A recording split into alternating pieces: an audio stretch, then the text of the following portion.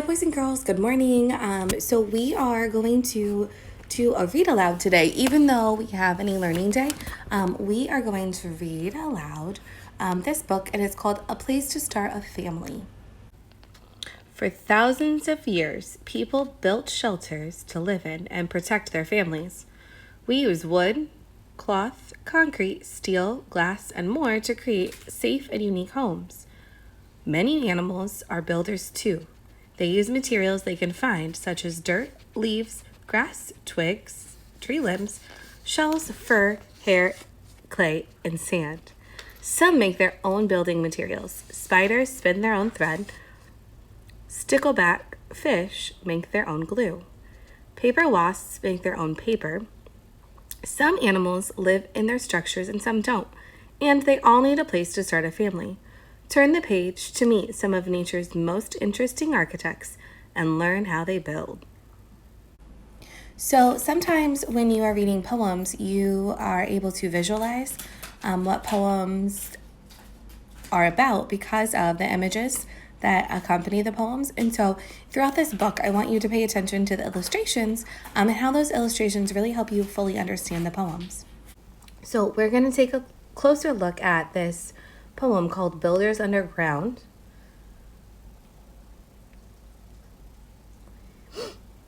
And it is about black-tailed prairie dogs.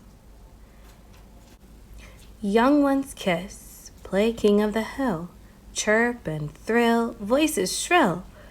Adult tunnels, towns below, somehow know where chambers go. The little nursery, with care, decide where to hide their lair. Mothers guard while babies sleep, stretch and creep, warm and deep. So I'm going to read this poem to you one more time, but I really want you to think about the mood of this poem. So as I'm reading it, I want you to think about whether it was calm and still and quiet, or whether the mood of the poem was really busy. So as I read this one more time, I would like for you to think about those things. Black-tailed prairie dog, young ones kiss, play king of the hill, chirp and thrill, voices shrill. Adults tunnel, down towns below, somehow know where chambers go. They line the nursery with care, decide where to hide their lair.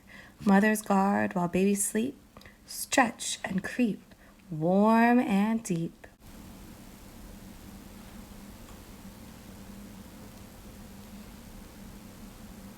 So this next poem that we're going to read is called Builders on the Land. And it is about a king cobra. So this image illustration on the side is about a king cobra. But notice the way that this poem is written. It kind of looks like a snake. Twisting and coiling, use your own body and magically manage, with no arms or legs, to craft a tight cover from layers and layers of leaves you have carried to protect your eggs. No other serpent can master this test. No other serpent can fashion a nest. So throughout the story, the author lets us know that there is something that no other serpent can do that the king cobra can do. So I'm going to reread that, and I want you to think about what that is and what words that the author or the poet uses to describe that. So, king cobra, twisting and coiling, you use your own body, magically manage, with no arms or legs, to craft a tight cover from layers and layers of leaves that you have carried to protect your eggs. No other serpent can master this test. No other serpent can fashion a nest. The next poem that we're going to look at is called Builders in the Water, and it is about a 3-spined stickleback fish. So here is a picture of the stickleback fish, and I'm going to go ahead and read the poem to you. Miss Stickleback, see my nest, see it's better than the rest. See the tunnel, see the mound, see I made it nice and round. The best nest that's ever been, please, Miss Stickleback, swim in. Hi, fourth grade. So, personification is a type of figurative language, and really, that's just when human characteristics are given to things or to animals. And so, throughout that poem, it kind of made it sound like the fish had some human characteristics. And so, I want you to stop for a second. You can pause the video or just stop and think.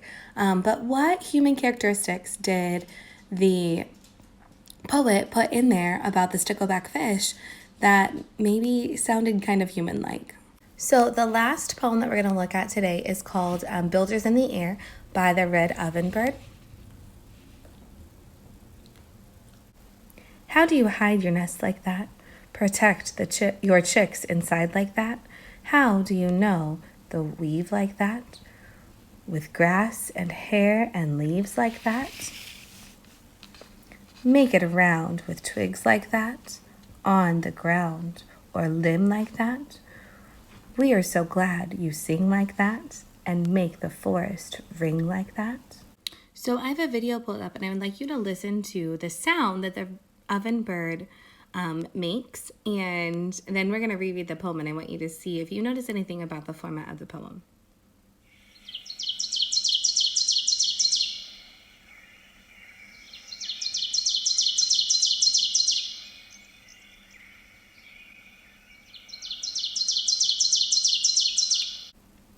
How do you hide your nest like that? Protect your chicks inside like that?